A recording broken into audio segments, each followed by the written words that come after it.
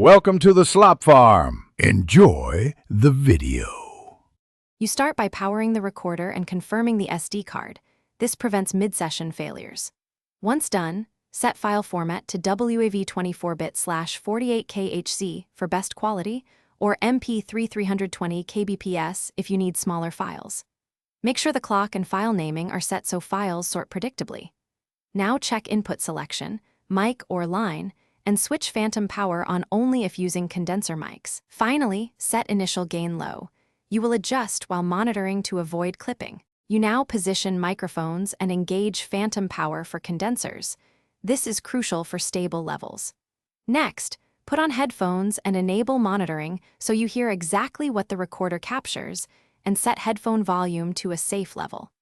Once monitoring is active, enable the limiter and low-cut filter if needed to tame transients and rumble. Then adjust the input gain while watching the meters.